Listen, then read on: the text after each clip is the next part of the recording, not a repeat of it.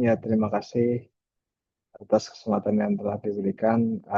Saya membuat apa video presentasi untuk mata kuliah makroekonomi. Eh, di sini diminta untuk membuat video presentasi yaitu analisis kondisi makroekonomi Tiongkok dari tahun 2023 sampai 2024. Di sini maksudnya analisis kondisi makro ini di dalamnya termasuk inflasi dari negara Tiongkok, lalu kurs, PDB, serta neraca pembayaran, neraca perdagangan dari negara Tiongkok atau China, kalau sering kita sebutkan dalam sehari-hari. Ya, langsung saja untuk presentasinya, yaitu eh, pertama kita ada pendahuluan negara yang dianalisis itu Tiongkok atau China, lalu periodenya 2022 sampai 2024. Lalu fokusnya itu kita membahas inflasi dari negara tersebut, kurs, lalu PDB, neraca pembayaran, serta neraca perdagangan. Oke, kita lanjut. Inflasi dari Tiongkok dari tahun 2022 sampai 2024, yaitu di sini inflasinya dari 2022 2,0%, termasuk rendah. Lalu 2023-nya 0,2%.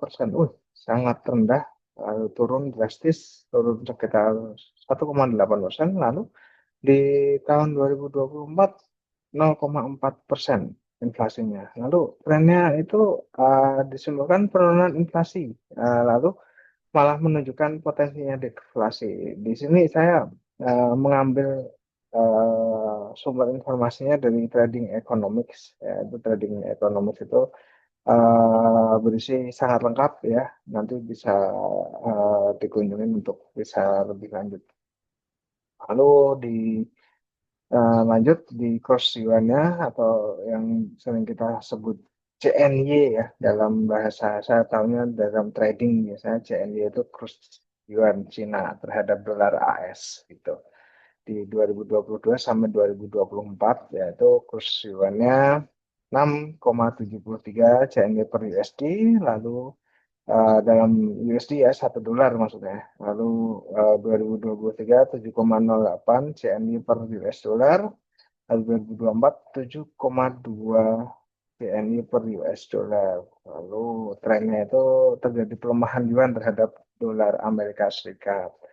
Saya mengambil sumbernya dari Wise, yaitu www.wise.com. Oke, lalu selanjutnya produk domestik bruto atau PDB Tiongkok dari tahun 2002 sampai 2024. PDB-nya 2022 yaitu 1,8 triliun USD. Lalu 2023 17,8 triliun, maaf. Jadi 17,8 triliun yaitu sama dalam USD. Lalu 2024 18,7 triliun USD. Lalu trennya pertumbuhan PDB stagnan sih, menunjukkan tantangan dalam pemulihan ekonomi setelah COVID-19.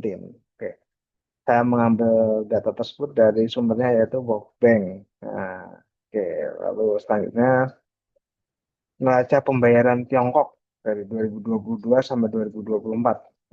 Neraca pembayarannya di 2022 surplus 877 miliar USD, lalu 2023 surplus lagi di 876 miliar USD, lalu 2024 surplus 423,9 miliar.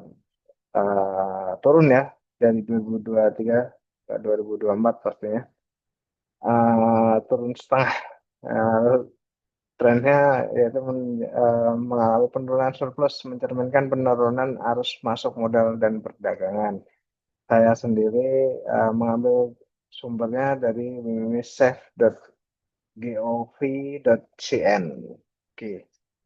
Lalu selanjutnya kita melanjut ke neraca perdagangan Tiongkok dari 2022 sampai 2024.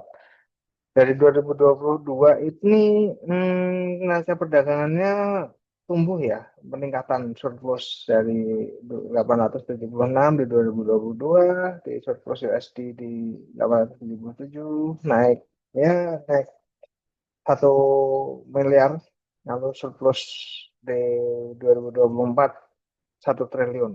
Wih, naiknya cukup drastis ya untuk 2024. Lalu trennya peningkatan didorong ekspor yang sangat kuat. Ya, tahu sendiri Tiongkok itu produk-produk mengekspor karena dia bisa memproduksi barang dengan murah, mereka mengekspor. Lalu saya mengambil sumbernya dari Macro Trends, www.macrotrends.net. Oke. Selanjutnya, analisis neraca perdagangan. Nah, ini ekspornya dari negara Tiongkok ini meningkat, terutama ke Amerika dan ASEAN, termasuk Indonesia. Produk Indonesia semua made in China atau made in Tiongkok. Lalu impor. Impornya dari negara Tiongkok sendiri sih stabil ya, dengan sedikit peningkatan. Lalu faktor pendorongnya yaitu persiapan menghadapi tarif impor tinggi dari AS. Tahu sendiri, ini neraca perdagangan Tiongkok ini kemarin Amerika sempat menaikkan tarif perdagangan, lalu eh, tidak jadi dinaikkan karena mungkin tahu sendiri Tiongkok itu negara kuat dan neraca perdagangannya mereka kuat, makanya mereka pede dengan sumber daya manusia dan yang telah dimiliki mereka, makanya mereka fight dan Amerika pun sekarang menyerah dengan Tiongkok. Saya mengambil sumbernya dari The Guardians, www.guardians.com. Oke, lalu tantangan ekonomi Tiongkok ini yaitu pastinya deflasi ya. Tadi kan tekanan harga produsen negatif tadi. Lalu krisis properti, banyaknya properti menghambat konsumsi domestik.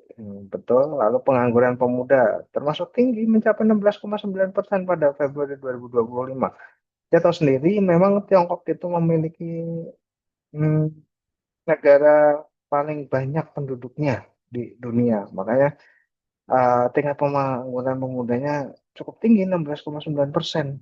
Ya, lalu saya mengambil sumbernya dari New York Times, www.newyorktimes.com. Oke. Lalu respon kebijakan dari pemerintah sendiri, saya cari yaitu stimulus fiskal, yaitu peningkatan investasi infrastruktur. Lalu kebijakan moneternya yaitu penurunan suku bunga untuk mendorong konsumsi, ya pasti. Lalu reformasi struktural, upaya mengurangi ketergantungan pada sektor properti karena keterbatasannya properti ya, makanya reformasi struktural mereka. Lalu saya mengambil sumbernya dari www.wsj.com atau Wall Street Journal. Oke. Lalu kesimpulannya yang telah saya rangkum yaitu ekonomi Tiongkok itu menghadapi tantangan struktural dan eksternal ya. Eksternal dari luar Amerika, lalu strukturalnya menghalang apa di strukturalnya yang krisis tadi, krisis rumahan, hmm, dan lalu inflasinya cukup rendah, malah berisiko deflasi. Lalu kursusnya pelemahan yuan mencerminkan tekanan ekonomi, terutama dari Amerika. Lalu neraca perdagangannya positif, namun terus tapi terus menurun. Lalu PDB-nya pertumbuhan stagnan, memerlukan stimulus lebih lanjut. Ya, oke. Lalu sarannya apa saja? Saran dari mungkin dari saya, diversifikasi ekonomi, mengurangi ketergantungan pada sektor properti. Lalu mungkin bisa dialihkan pada hal lain seperti sektor eh, pertanian ataupun sektor sumber daya lainnya. Lalu inovasi teknologi, lalu meningkatnya daya saing global karena tahu sendiri Tiongkok ini mau menjadi negara adidaya. Dia berlomba-lomba menemukan inovasi agar menyaingi negara-negara barat ya. Ya lalu reformasi pasar tenaga kerja, mengatasi pengangguran pemuda yang cukup tinggi 16% tadi dari jumlah negara warga negara Tiongkok itu sangat banyak. Lalu kebijakan ekonomi berkelanjutan yaitu menjaga stabilitas jangka panjang. Oke. Lalu ya terima kasih presentasi dari saya, kurang lebihnya mohon maaf jika ada kesalahan kata ataupun penjelasan. Saya Probardianto Nugroho. Terima kasih atas kesempatannya.